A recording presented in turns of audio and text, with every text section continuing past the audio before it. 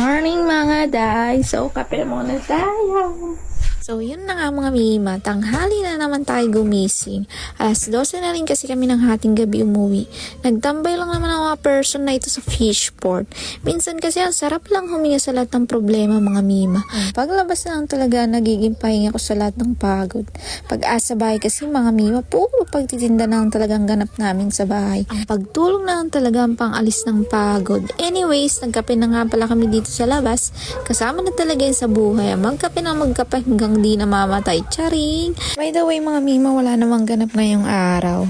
Tumambay lang talaga kami dito sa labas habang nagkakape. Nagchichismisan habang naghihintay ng ayuda. Malay mo lang, di ba meron? Charot! Habang nagkakape nga mga mima, hindi ko mawari itong anak ko kung bakit kanya naman na ang suot. Kamot dito, kamot doon. Hindi ko rin mawari kung ano yung sinasabi ng batang ito. Kung ano kinikwento niya. Turo pa siya doon ng turo. Dahil nga hindi ko siya maintindihan, humanap siya ng ibang kausap. Ayan, siguro tinatanong niya, bakit ikaw naglalaro ng Lego ko? Bata lang yan. After nga magkape mga mima ay nasikaso ko na itong mga damit na nilabhan.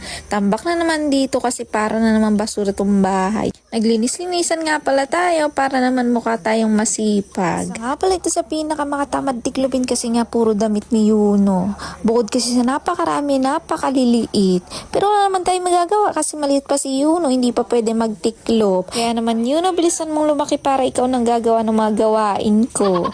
Para naman pahila-hilata na lang ang mama mo. Sana all. Pero sana talaga yumaman tayo, no? Matupad natin yung mga pangarap natin para hindi na tayo gagawa ng gantong bagay. Bakit ba kasi naman ganyan ang mga pangarap na yan?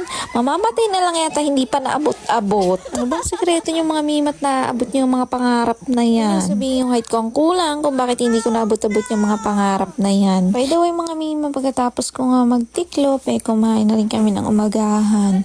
Sobrang ganda nga pala ng background ko dyan mga mima. Nakikita niyo ba yung nasa likod? Mga stock nga lang pala yan ng mga sapatos. Sobrang dami yan mga mima. Yan lang talaga yung nakikita niyo pero halos buong bahay na namin puno ng box ng sapatos. Mukha lang basura yung mga box na yan pero kung titingnan ko talaga, sobrang layo na namin sa umpisa. Yan nga pag nagbibideo ko, napakaunti lang ng paninda nasa likuran ko. Tipong lahat ng paninda ko mabibilang ko sa unti. Ngayon sobrang dami na, hindi na nga magkanda o gaga mga mima. Actually hindi ko na talaga siya mapicturan araw-araw. Pero hindi para yabang mga mima.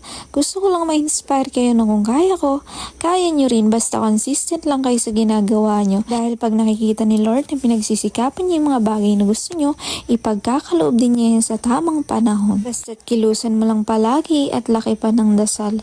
Walang bayad yan pero may sukli. Sa totoo lang, sobrang dami ko pang gustong marating. Sobrang dami pang pangarap ang gusto kong matupad. Pero tama nga sila mga mima. Kailangan mo munang pagdaanan yung mga mahihirap na sitwasyon bago mo marating ang tuktok ng tagumpay. Para sa susunod, kapag nandun ka na sa sitwasyon na yun, matatag ka na at hindi ka nababagsak. By the way mga mima, after nga namin kumain, nagpakain naman ako ng alaga naming aso.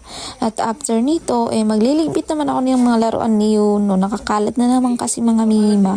So eto, pinagtulong ko na nga siyang magligpit ng mga laruan niya para naman matuto habang bata, di ba? Kalat siya ng kalat, akong ligpit ng ligpit. Unfair naman yon. Pero wala tayong magagawa. Ako din lang naman bumili nito. Di ako din lang magliligpit. Hindi ko rin kasi mawari sa sarili ko at pag nakakita ako ng laro ni binibili ko. Hindi naman para sa akin, pero para sa anak kong makulit. Bibigyan din talaga ako ng kaligayahan pag nabibilang ko ng laruan yung anak ko. Parang healing my inner child lang din kasi. Yung bata kasi ako sa sobrang hirap ng buhay, napakahirap magkaroon ng sariling laruan. Pero ngayon namang may mga pambili kami para sa laruan ng anak ko. Siste, ako naman ang taga-sino, pati itong batang ito, ang alam lang magkalat pero hindi marunong magligpit. Nagulis na nga rin pala ako dyan para mamaya okay na naman. Pwede na naman kalatan ng hindot na batang ire. Nga pala nasunod sa akin si Yuno dyan dahil sabi ko nga sa kanya maliligo na siya pagtapos ko magwalis. At eto na nga napaliguan ko na siya kaya presko na naman ang batang ito. Mabango na naman ang person at mamaya na naman amoy pawis. Saglit lang yan sa labas pero yung damit niya namumukod tangi na naman sa dumi. Nagpabango pa yan siya para lang mag-amoy pawis. By the way mga mima, after ko maligan si Yuno nagligpit naman ako ng mga ligpiting plato. At eto nga may bata pa pala nakatanghod. Kala mo nun mawawala ako no? By the way guys, hapon na naman nga kaya problema na naman natin ang ulam. scam. Araw-araw na ang nating problema yan. Kaya that's all for today muna mga mima. Bye!